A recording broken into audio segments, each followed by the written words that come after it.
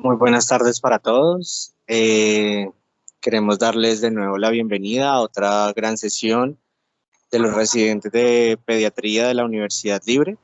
El día de hoy tenemos el honor de presentarles a la doctora Ingara James. Ella es residente de tercer año, nuestra jefe de residentes, quien en compañía de la doctora Gerly Chávez nos deleitarán con el tema de causas infrecuentes de obstrucción intestinal. Bienvenida Íngara, bienvenida doctoras, el auditorio es de ustedes y muchas gracias a todos los presentes. Buenas tardes a todos, bienvenidos a la gran sesión de pediatría. El día de hoy me acompaña la doctora Gerly Chávez, que es cirujana pediatra en el Hospital Infantil Los Ángeles de Paso, y vamos a presentar un caso pues, que recibimos las dos en esta institución. Buenas tardes con todos. Bueno, empezando el caso clínico, presentamos una paciente femenina de 5 años de edad que venía acompañada de su padre. Nos refieren que natural y residente de Ricaurte, Nariño, y adicionalmente un dato importante en la historia clínica era que era residente pues, de un resguardo indígena. Al ingreso a la institución se toma una valoración antropométrica con peso de 17 kilos, una talla de 106 centímetros, que nos da un peso y una talla adecuada para su edad. Como motivo de consulta tenemos una paciente que ingresa por un cuadro de dolor abdominal. Nos refiere el padre que inicia 24 horas previo al ingreso con presencia de dolor abdominal tipo cólico periumbilical que se asocia a 2 episodios eméticos de características alimentarias. Adicionalmente, el paciente presenta fiebre no cuantificada y deposiciones blandas que refiere el padre habían sido regulares hasta el día previo, sin evidencia de parásitos en las deposiciones. Ellos acuden al hospital de Ricaurte por causa del dolor abdominal y la fiebre, y en esta institución pues realizan algunos estudios básicos. Entre estos nos reportan un hemograma con leucocitosis de 29.000. Adicionalmente reportan en la historia clínica de remisión un dolor abdominal con signos de irritación peritoneal, por lo cual se remite como una urgencia vital a la ciudad de Pasto. Durante el traslado pues en ambulancia también nos refiere el personal que trae la paciente que ella presenta un episodio emético durante el traslado con evidencia de ascaris, que era un dato muy importante dentro de este cuadro clínico. Como antecedentes personales, el padre niega patologías previas, pero sí nos refiere una hospitalización previa un mes antes, que había sido por causas similares. Refiere el dolor abdominal, que no había hecho deposiciones. En este momento se maneja en la institución como una constipación funcional y se da manejo con laxantes, que refiere el papá, mejoró en ese mes pues, de uso, y ahora con recurrencia de un dolor muy similar al previo. Adicionalmente, pues nos niegan el uso de medicamentos o hierbas para el manejo del dolor, no ha tenido ninguna cirugía previa y son enfáticos en que ningún familiar tiene síntomas similares ni hay antecedentes de parasitosis en la familia. Dentro de los antecedentes sociodemográficos sí nos llamaba la atención que la paciente era residente de un resguardo indígena de zona rural de Ricaurte, referían más o menos hora y media desde, pues, de distancia del pueblo, y adicionalmente consumían agua de manantial, en ocasiones era hervida, en ocasiones no había como un protocolo como muy claro en el manejo del agua. Al examen físico ingresa una paciente con signos vitales con presión arterial de 106/52, frecuencia cardíaca de 162, estaba taquicárdica para su edad, una frecuencia respiratoria de 24, temperatura de 38,6 y una saturación de 90% sin oxígeno suplementario. Al estado general, pues se observaba una paciente en regular estado general, estaba febril, álgica y adinámica. Las mucosas orales se encontraban secas, un tórax donde no encontrábamos ni soplos ni ruidos agregados a nivel pulmonar. Sí presentaba a nivel abdominal, defensa abdominal generalizada, un plumber positivo, no había presencia de masas ni megalias asociadas. Y su estado neurológico, un Glasgow 15/15, se encontraba dinámica, pero respondía adecuadamente pues, al interrogatorio. Dentro de los paraclínicos que se solicitan al ingreso, reportan un hemograma con leucocitosis de 20.000, principalmente asociada a neutrofilia de 17.330, monocitos de 1.860, eosinófilos de 30. En los electrolitos encontramos un potasio en 3.5, un sodio en 132, pues como hallazgos pues realmente en rangos inferiores, En las pruebas hepáticas, unas aminotransferasas sin alteración, una glucosa sérica de 101 y unos tiempos en 15.1 y TPT de 35 que estaban levemente prolongados. En la función renal, una creatinina normal, un boom adecuado para esta edad, y nos llamaba la atención en el cuadro infeccioso, pues que presentaba PCR de 72 elevada y una procalcitonina de 4.71, que era sospechoso pues de una posible sepsis de origen abdominal, pues que era como el concepto. Dentro del estado ácido-base, pues unos gases venosos sin mayor alteración y un lactato de 1. En el momento que valoramos la paciente, pues se le solicitan estas imágenes y tomamos un tiempo pues para revisar estas imágenes. Habían algunos hallazgos que nos llamaban la atención. Adicionalmente, recordemos que la paciente estaba con signos en el momento clínico de una posible irritación peritoneal, sin un claro foco o etiología, pues que estábamos en pro pues, de aclarar. Como vemos acá, pues nos llama la atención dos cosas grandes que quería como hacer énfasis. En la imagen a la derecha, la imagen AP, vemos una imagen en la mitad del abdomen que se ha caracterizado como imagen en grano de café, que nos es sugestiva de volvulus. Y adicionalmente, una imagen en ceniza de cigarrillo, que es lo que vemos en la radiografía lateral, adicionalmente como múltiples pequeñas imágenes en el intestino, sugestivo de ascariasis. En este momento solicitan entonces la valoración por cirugía pediátrica, evaluando la historia clínica del paciente, los paraclínicos, el examen abdominal, que como ya los referimos, y el estado general de la paciente. Se considera que la paciente está cursando con una ascariasis complicada, con un posible volvulus intestinal, por lo cual se decide llevar a una exploración quirúrgica. Aquí tenemos las imágenes tomadas durante el procedimiento. Llamaba la atención, si miran acá, una zona donde estaba ya iniciando isquemia intestinal, no había perforación aún, y lo que vemos acá, pues imágenes sugestivas de lombrices a nivel intestinal. Aquí vemos pues se logró una extracción de 2 kilos de ascaris, y pues aquí tenemos algunas de las imágenes. Como hallazgo quirúrgico, pues se definió que la paciente cursaba con una obstrucción intestinal, con un volvulus intestinal con necrosis de intestino de yeyuno ileum, aproximadamente 80 centímetros a partir de 430 centímetros del ángulo de Treitz y 30 centímetros de válvula ileocecal. Se encuentra infestación intraluminal por ascaris en el área de la necrosis, edema generalizado de asas, adenitis reactiva y membranas fibrinopurulentas interasas. Posterior a este procedimiento quirúrgico, la paciente es trasladada a unidad de cuidados intensivos. Se inicia manejo antimicrobiano con piperacilina tazobactam, se suspende la vía oral y se inicia manejo con TPN. Alrededor de las 48 horas, pues la paciente, ante una adecuada evolución, se traslada a hospitalización general.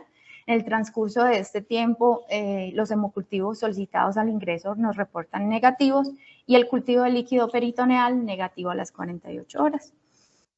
En el trayecto de más o menos 5 días posterior a este procedimiento, se decide inicio de dieta líquida y se completa 7 días de tratamiento antibiótico. Al 5.º día postquirúrgico realizamos una ecografía de vías biliares, descartando migración de ascaris a vesícula, y en este momento se inicia tratamiento para ascariasis con pamato de pirantel por 3 días. Bueno, ese es el caso clínico. No sé si hasta ahí hay alguna pregunta o continuamos con la revisión.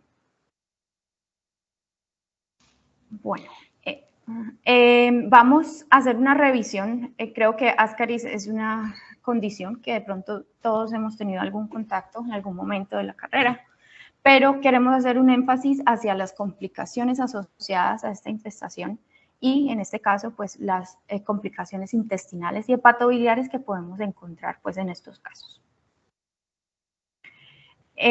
Sobre la epidemiología, Perdón. ¿sí? Ingrid, el doctor Rojas tiene levantada la mano. No sé si tiene alguna pregunta el doctor Rojas. Sí. Hola, profe Gerlis. Sí. Hola, Juan Pablo. ¿Cómo está? ¿Bien? Bien. Dentro de la características epidemiológicas de los grupos indígenas de Nariño, ¿sí?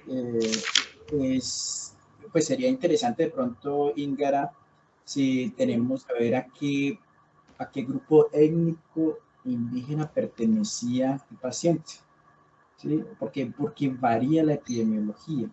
Usted que es una dura en HTLV, ¿sí? Entonces, por lo menos si fueran los Embera, que hacen parte del litoral pacífico, entonces uno lo hace pensar, bueno, y que tienen una alta seroprevalencia de HTLV, entonces listo. Estamos en HTLV. Sí, si fueran los AWAP, que están entre la frontera entre Colombia y Ecuador, entonces lo haría pensar en otro tipo de inmunodeficiencias, ¿sí? Solamente eso, porque tienen como 6 o 7 grupos indígenas que son muy arriesgados a Nariño, ¿sí? Esa riqueza cultural es muy importante, que nos sirve para la epidemiología nuestra, para ir pensando, bueno, posiblemente tiene o no tiene inmunodeficiencia primaria o secundaria. Era eso. Sí. Sí, este grupo indígena es de la zona pacífica, más o menos creo que entiendo por ahí 2 horas del Pacífico colombiano. Entonces, sí podría ser por ahí. Tendríamos que verificar bien el grupo y todo lo demás. Bueno, ¿hay algún otro comentario? Bueno, entonces vamos a continuar con la revisión. Entonces, como epidemiología mundial, la ascariasis, más de 2 millones de personas están infectadas pues, por geolmintos en general, considerándose esta una de las infecciones más frecuentes en el mundo. Hablamos de 300 millones de personas que han tenido una enfermedad severa asociada a esta. La geohelmintiasis ha producido alrededor de 130.000 muertes y más de 600 millones escolares han sido afectados en algún tipo, pues, por alguna razón por este geohelminto. Más de 40 millones de mujeres embarazadas también están en riesgo de complicaciones por esta infección.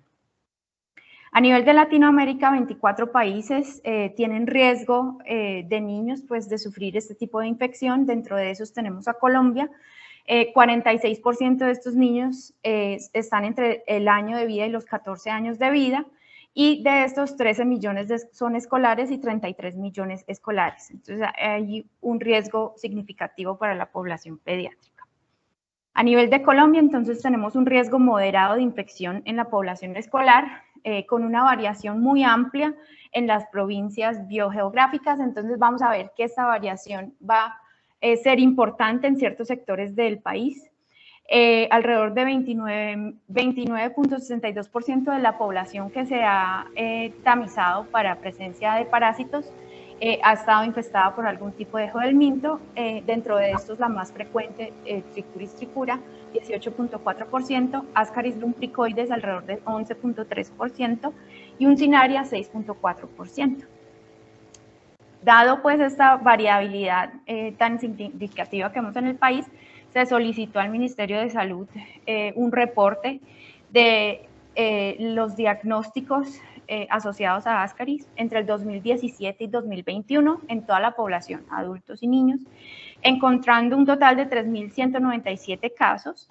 Y aquí es donde quiero hacer el énfasis que realmente esto varía mucho pues entre distintos departamentos, y Nariño nos reportan un total de 748 casos, siendo esto 3 veces más que cualquier otro departamento en el país.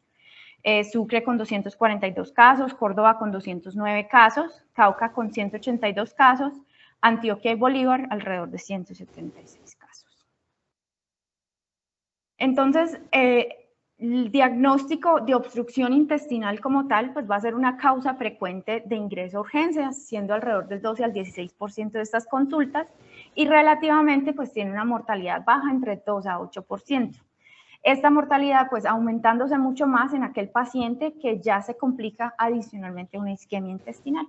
Entonces vamos a ver que las causas de obstrucción intestinal son múltiples, y realmente la ascariasis pues es una de estas que en general es infrecuente, pero vamos a ver que es importante para la población pediátrica. Estas son las etiologías que podemos encontrar dentro de la búsqueda activa de la causa de la obstrucción intestinal. Entonces podemos tener causas intrínsecas y extrínsecas. Dentro de las causas intrínsecas están pues, la enfermedad de Crohn, la intussuscepción, los cálculos biliares. Recordemos el cuerpo extraño, que puede ser por múltiples razones, pero en este caso la presencia de lombrices a nivel intestinal funciona como un cuerpo extraño, que es lo que eventualmente lleva a una obstrucción por Ascaris. Dentro de las causas extrínsecas, pues quería hacer énfasis en la parte de las adherencias, que realmente es alrededor del 80% de las causas de obstrucción intestinal. Entonces, en general, pues cuando recibimos un paciente con sospecha de este diagnóstico, lo primero pues que debemos abordar es la presencia o el riesgo de adherencias. Ya cuando esta no es la causa, pues mirar otras posibles causas asociadas a esta entidad. Entonces, dentro de las definiciones que quiero aclarar, primero es la obstrucción completa. Este es un paciente que va a presentar todas las manifestaciones asociadas pues, a un paciente obstruido. Entonces, va a presentar vómitos, no hay paso de flatos o paso de deposiciones. Es un paciente que puede presentar dolor abdominal. Vemos en las radiografías todos los hallazgos clínicos característicos de una obstrucción. En el caso de una obstrucción parcial, hay paso de algo de líquido y de gas, entonces puede no presentar todas esas características, como vemos en el caso de esta niña, pues que había tenido como deposiciones hasta el día previo. No inicialmente, pues no llegó vomitando, pero sí había una asociación con vómito, pero no era la manifestación más frecuente. El cuadro de dolor, entonces un paciente que de pronto no cabe tan clásicamente como en ese contexto de obstrucción, pero puede estar empezando este trayecto hacia una obstrucción completa. Y la obstrucción estrangulada ya va a ser aquel paciente que adicionalmente tiene un compromiso del flujo sanguíneo, lo cual eventualmente lleva a isquemia, necrosis y perforación intestinal, que nos va a llevar a un abdomen agudo y las manifestaciones que vimos, por ejemplo, en esta paciente. Entonces, el Ascaris lumbricoides pues hace parte de un grupo de parásitos que se consideran geohelmintos. Estos son parásitos que requieren entrar en contacto con la tierra durante ese proceso de ciclo vital. Su transmisión se da pues de forma fecal oral al consumir pues alimentos o agua que esté contaminada por estos. Vamos a ver un pico de infección que se da entre los 5 a los 15 años, siendo pues este como el grupo pues de pacientes que tienen mayor riesgo a tener pues una ascariasis.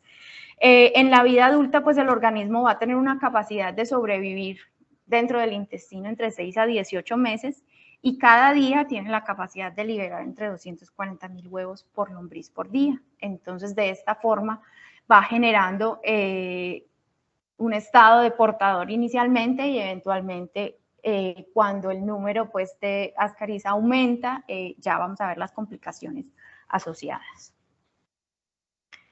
Aquí tenemos el ciclo de vida y quería como revisar eso. Lo primero que vamos a tener es una fase gastrointestinal, que es esta fase inicial.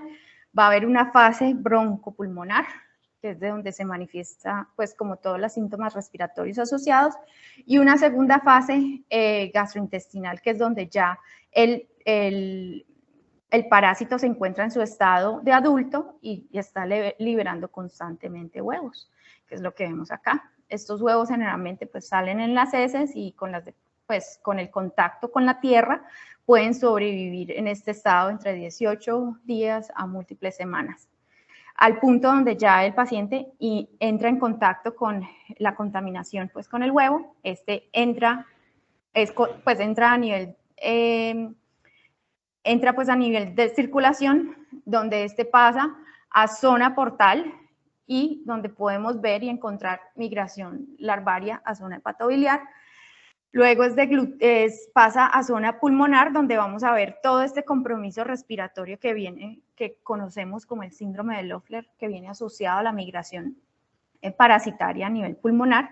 Aquí se termina de madurar el parásito, luego es tragado a nivel del esófago y pasa de nuevo a intestinos, donde aquí ya termina su maduración completa y que llega pues como al tamaño de un parásito pues adulto.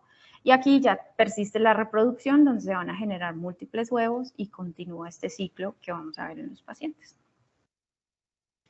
Sobre el diagnóstico, generalmente asociado a este cuadro clínico vamos a tener un paciente que nos va a reportar salida de parásitos por las deposiciones o lombrices en los vómitos, pues que eso es como un hallazgo que nos tiene que prender alarmas.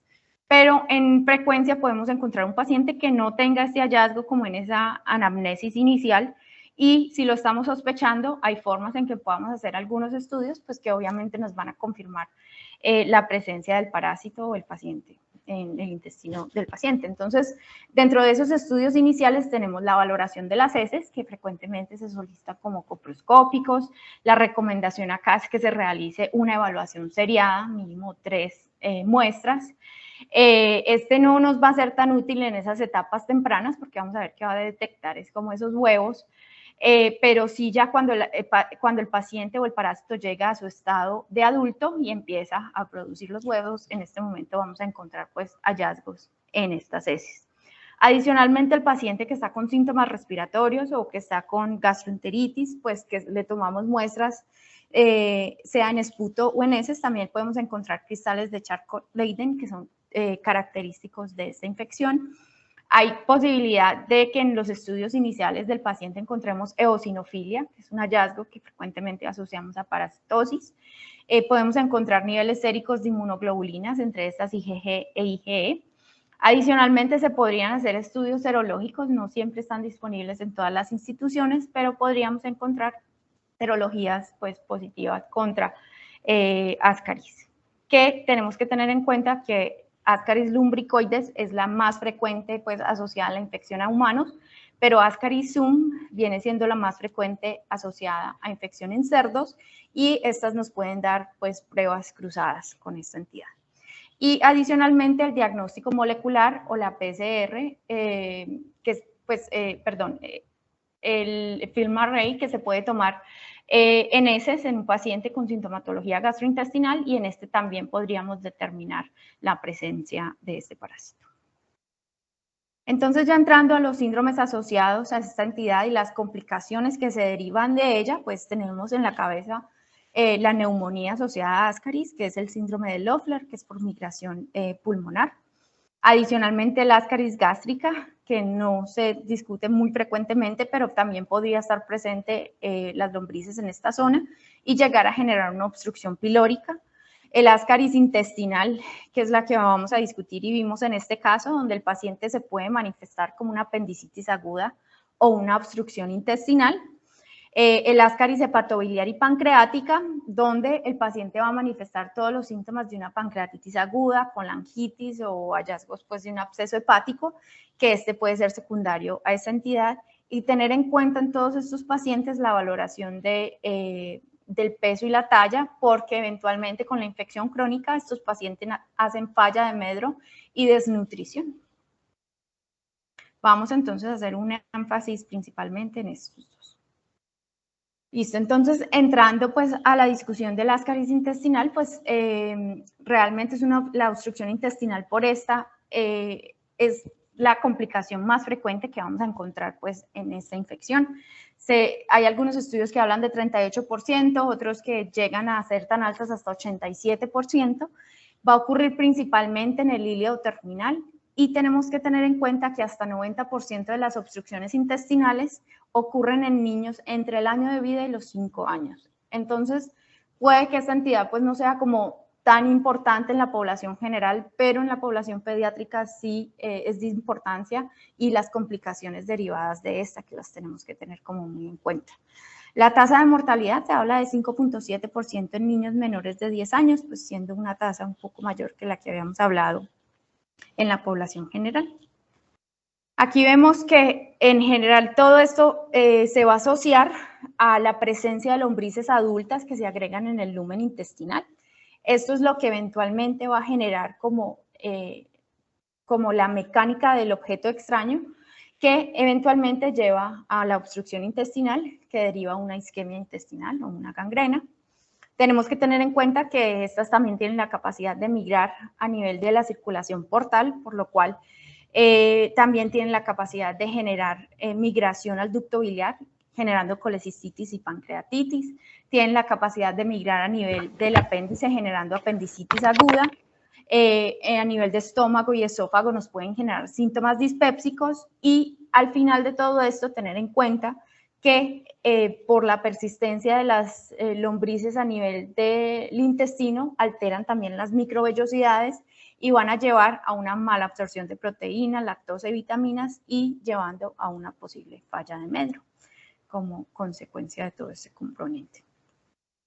Entonces, en general, los pacientes que presentan una infección parasitaria, pues van a presentar dolor abdominal, distensión, náuseas, diarrea, tener en cuenta los síntomas de dificultad respiratoria que frecuentemente no los asociamos pues a una infección parasitaria, sí podrían presentarse dentro de estos cuadros, la presencia de fiebre, alteraciones en peso y talla, y el paciente que es completamente asintomático, pero se convierte en un estado de portador, propagando pues la infección. En el examen físico de un paciente con sospecha de obstrucción intestinal, entonces se habla como de dos hallazgos grandes. Uno, la presencia de masa que se podría valorar en la evaluación clínica del paciente, que generalmente vamos a encontrar en el cuadrante inferior derecho. Los signos generales de irritación peritoneal, broncopositivo, un paciente con defensa abdominal, y adicionalmente la presencia de fiebre cuando esta sintomatología ya se está prolongando, también lo podríamos llegar a encontrar. Dentro del diagnóstico, como cualquier otra obstrucción intestinal, pues hay que hacer un énfasis principal a la historia clínica, al examen físico que encontramos en el paciente, y hay algunas ayudas que nos pueden pues como aportar algo en el proceso de este diagnóstico. Entonces tenemos la radiografía de abdomen, que tradicionalmente se ha evaluado con niveles hidroaéreos, asas intestinales dilatadas, disminución de gas distal, como otras causas de obstrucción intestinal que vamos a encontrar pues este mismo contexto en cuestiones de la radiografía. Pero adicionalmente se ha asociado a la presencia de ceniza de cigarrillo en la radiografía, que se ha asociado específicamente a Ascaris. Podemos encontrarlo o no verlo, pues. Dentro de la ecografía de abdomen hay varias cosas. Primero, el signo de la triple línea, que eso es específico a la presencia de las lombrices en esta zona. Y adicionalmente podemos encontrar el movimiento del nematodo, que es otro hallazgo que nos puede reportar el radiólogo. Buscamos con estas imágenes, entonces, evaluar la gravedad de la obstrucción, identificar la etiología y el sitio de la obstrucción, detectar las complicaciones, como vimos en esa radiografía inicial, pues la historia, realmente el examen clínico del paciente ya nos estaba hablando de que había una complicación asociada y con la radiografía pues logramos como detectar algo adicional que nos estaba hablando de un posible Volpolus.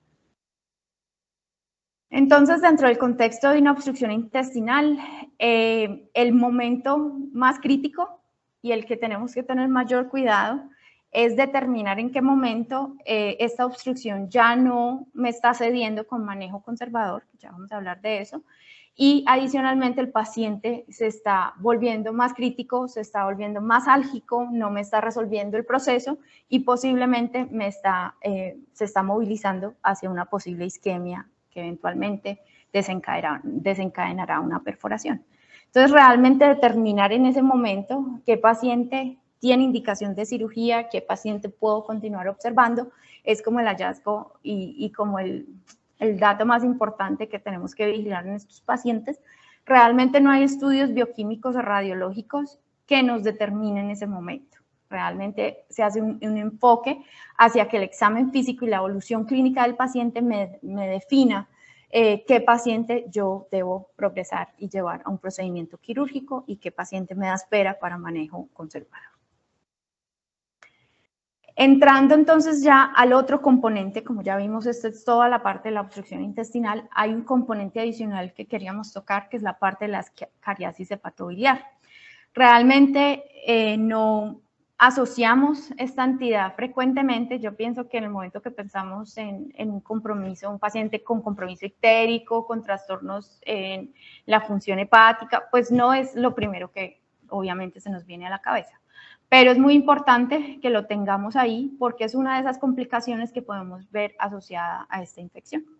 Entonces, ocurre en general, pues por lo que ya expliqué, migración de larva al tracto biliar, al ducto pancreático, y esto va a generar una obstrucción de la misma forma que lo puede hacer un cálculo o otra etiología, y el paciente se va a manifestar pues con cólico biliar, con colangitis, con colecistitis, abscesos, puede presentar abscesos hepáticos o todas las manifestaciones de una pancreatitis aguda.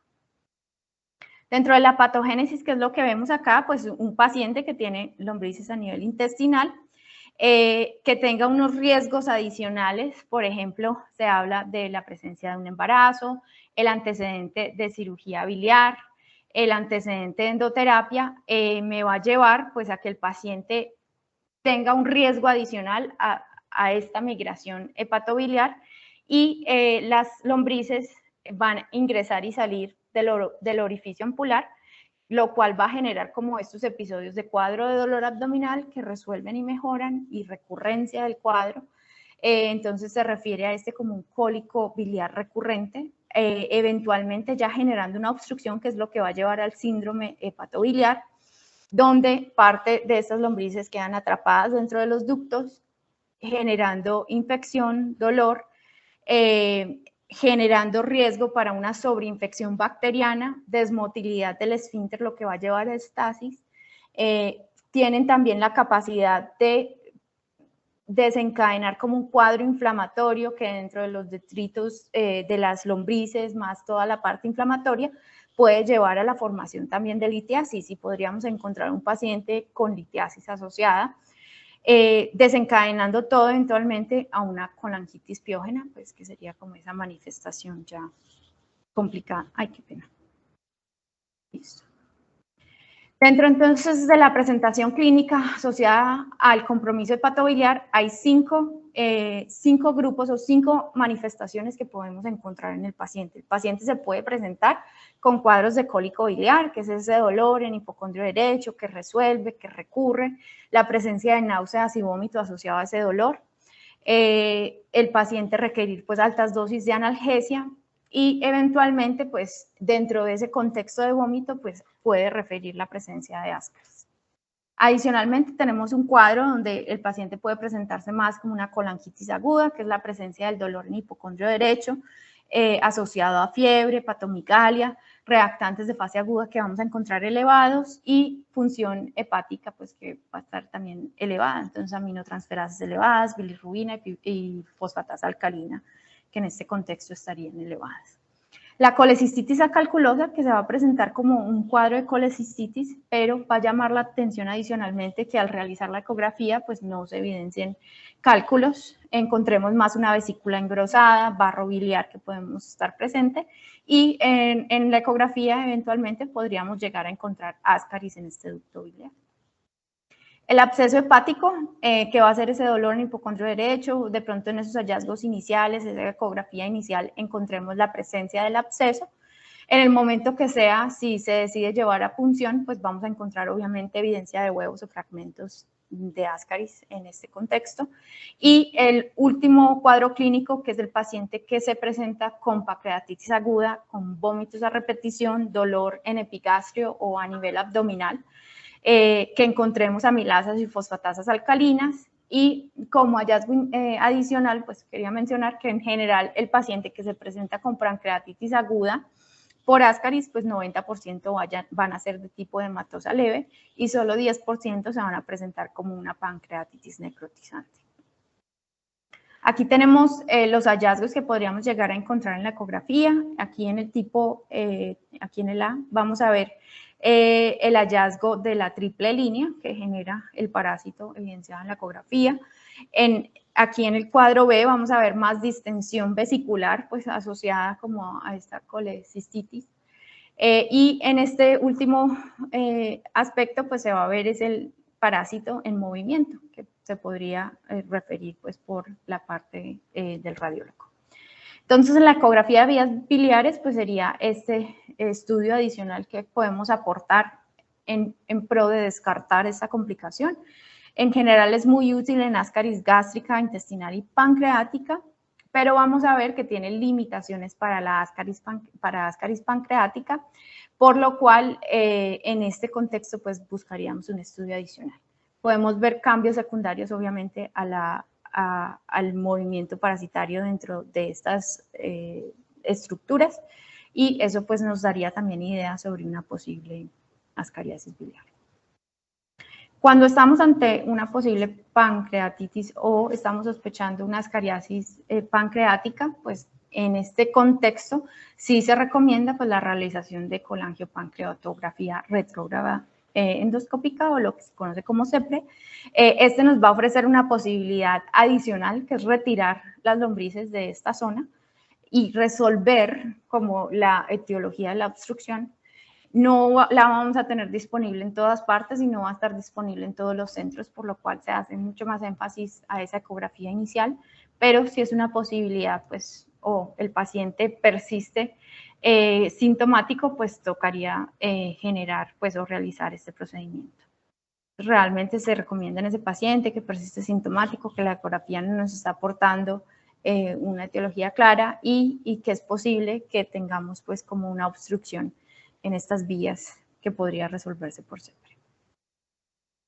Entonces, el tratamiento lo vamos a enfocar como en 3 pilares grandes. Primero es el tratamiento conservador, pues de la colecicitis, de la colangitis o del manejo obstructivo, que vamos a ver que estamos revisando como múltiples etiologías y el manejo de cada una va a ser de manera conservadora en ese manejo inicial.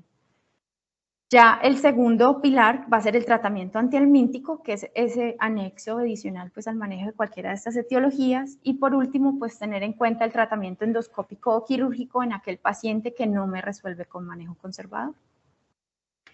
Entonces, dentro del manejo médico de la obstrucción intestinal, se encuentra el reposo intestinal, la sonda nasogástrica, hacer una adecuada reposición hídrica y de líquidos en el paciente y por último, adicionar el manejo antihelmíntico, que ya vamos a dar como unas claves en el manejo de este. Sobre el manejo de Ascaris hepatobiliar, entonces depende qué cuadro clínico se nos está presentando, ¿cierto? Entonces, si tenemos un paciente con cólico biliar recurrente, pues este paciente podría tener indicación, uno, iniciar con una ecografía, pero eventualmente llevar a una posible duodenoscopia, que nos permitiría remover las lombrices del orificio papilar. Si estamos ante una colecistitis aguda, entonces de nuevo el ultrasonido es esencial pues, en este proceso y este diagnóstico, y el manejo se basaría en el manejo con líquidos, definir si el paciente se beneficia de antibióticos y dar una adecuada analgesia. Se consideraría cirugía en el paciente que presente una vesícula gangrenada, pues, o gangrenosa, que sería pues como el contexto más severo de esta. La colangitis aguda, que vamos a también asesorarnos por la parte de la ecografía, pero este paciente sí posiblemente podríamos llevar a CEPRE. El antibiótico es esencial en el contexto de una colangitis y definir el paciente que es llevado a endoterapia o a CEPRE, aquel que presente pues, hallazgos de vesícula supurativa, realmente es como la indicación. En el contexto de pancreatitis aguda, entonces el paciente se debe llevar también ecografía, se debe manejar como cualquier otra pancreatitis, una buena cantidad de líquidos, analgesia y eventualmente aquel paciente que no está mejorando o que persiste sintomático, pues llevar a endoterapia o CEPRE. Y por último, pues el absceso hepático, que en general pues el manejo va a ser con antibióticos, definir qué paciente requiere el componente de aspiración y se considera entonces dentro de todos estos contextos que la CEPRE se indica en aquellos pacientes con síntomas persistentes, con lombrices que persisten a pesar del tratamiento 3 semanas posterior al tratamiento antihelmíntico, aquellos que estamos sospechando como un cuadro inflamatorio infeccioso por la muerte de estas lombrices a nivel hepatobiliar, y la presencia de colangitis piógena recurrente, que también nos va a requerir pues, el manejo con endoterapia. Entonces, haciendo un énfasis a el tratamiento antihelmíntico, que va a ser ese pilar adicional que vamos a encontrar en todas estas etiologías, pues realmente tenemos varias opciones. Entre estos, el pamato de pirantel, el manejo con albendazol, mebendazol, o piperacina, que en los últimos meses pues, ha estado escaso en el país y pues, no hemos podido como utilizarlo, pues no ha estado tan disponible. Pero mirando las otras opciones, pues vamos a ver que cada una de ellas va a tener una acción distinta. El pamato de pirantel va a generar una parálisis espástica en las en las lombrices, generando una depolarización pues, de la placa neuromuscular. Esta es una muy buena opción en el paciente donde estamos sospechando una ascariasis sin complicación, que no venga asociado a obstrucción y que no venga asociado a migración biliar. El albendazol va a permitir ya una inhibición de la recaptación de glucosa, entonces se va a generar una muerte sobre el parásito y puede ser una mejor opción cuando estamos cursando con alguna de estas complicaciones. El mebendazol va a tener pues como un manejo va a generar una inmovilización al inhibir también la recaptación de glucosa y al tener compromiso sobre las esterasas de acetilcolina. Y por último, piperacina, que también va a generar una parálisis flácida bloqueando acetilcolina. Entonces, realmente hay muchas opciones. Al revisar cuáles debemos utilizar pues, en estos contextos, pues revisé este metaanálisis que nos compara estas drogas antihelmínticas en el tratamiento general de Ascaris. Este metaanálisis incluyó 30 estudios, 6.442 participantes en 17 países y incluyó edades desde los 28 días hasta los 82 años, o sea, incluyó niños y adultos. Aquí vamos a ver que comparan albendazol como única dosis versus albendazol en múltiples dosis y encontramos que realmente la cura parasitológica es similar de 94% y 92%, encontrando también un conteo fecal valorado a los 21 a 42 días posterior al tratamiento, logrando pues una efectividad del 94 al 99% en el grupo de una única dosis y de 87 a 99% en el paciente con múltiples dosis de albendazol. Entonces, en general, cualquiera de estas dos opciones, sea como única dosis como múltiples dosis, es una buena opción en el manejo de Ascaris. Adicionalmente, se revisa el albendazol-mebendazol, comparando pues estas dos entidades, y realmente la cura parasitológica también es muy similar entre los dos, y logrando un conteo fecal dentro de los 14 a 31 días, que es casi del 100% en albendazol y mebendazol, o sea, los dos también muy efectivos. Y por último, hacen una comparación de albendazol y ivermectina, que también se discute en el contexto de su capacidad antihelmíntica, y muestran que dentro del grupo de ivermectina pues se logró una cura parasitológica del 90% y el albendazol 89%, o sea, muy similar, con un conteo fecal de huevos a nivel fecal entre 7 a 35 días, con logrando pues una eliminación del 100% en el grupo de ivermectina y 93% en el grupo de albendazol. O sea que realmente, en general, cualquiera de estos antihelmínticos va a ser efectivo en el manejo de Ascaris. Y el dato importante, y aquí es donde quiero hacer énfasis, es en qué momento iniciar este manejo en el contexto de una complicación, como es el caso de una obstrucción o una migración hepatobiliar. Porque en general, si no es el caso, o sea, si yo estoy ante un paciente que no tenga una complicación, pues yo puedo empezar el tratamiento con cualquiera de estas opciones. Cuando yo estoy ante una obstrucción o yo estoy ante un proceso colestático pues asociado a esta migración, se recomienda iniciar cuando yo ya haya hecho la resolución pues como de la obstrucción con el manejo conservador. Se le da un manejo conservador a la obstrucción y en el momento que ya esta haya resuelto, en ese momento iniciamos el tratamiento antihelmíntico.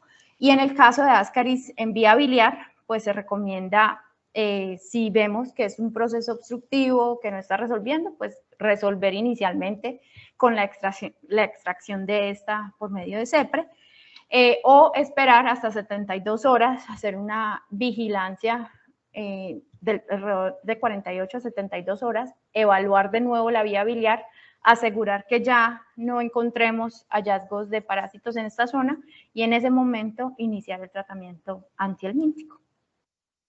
Entonces, realmente el paciente que tiene indicación de ser llevado a cirugía va a ser aquel que tenga ausencia de la respuesta al tratamiento conservador ya instaurado, aquel paciente que tenga un estado clínico tóxico que nos esté sugiriendo que esa obstrucción se nos está complicando, la presencia de signos de irritación peritoneal, la presencia de hemorragia gastrointestinal, ese hallazgo imagenológico que no resuelve a pesar del manejo conservador, con aumento pues, de estos niveles hidroaéreos, la presencia o la sospecha de volvulus o signos de perforación intestinal en esos hallazgos radiológicos, también sería sugestivo pues, de un paciente que requiere manejo quirúrgico, y cualquier evidencia de peritonitis es indicación de llevar a este paciente a cirugía.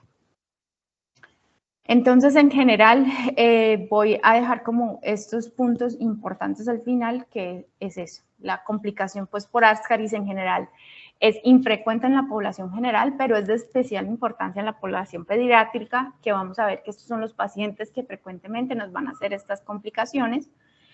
Sospecharlas siempre en el contexto pues, de un paciente que ingresa con ese antecedente de parasitosis, pero adicionalmente estamos encontrando un paciente séptico, un paciente que nos está mostrando signos inflamatorios sistémicos, habría que pensar en estas posibilidades.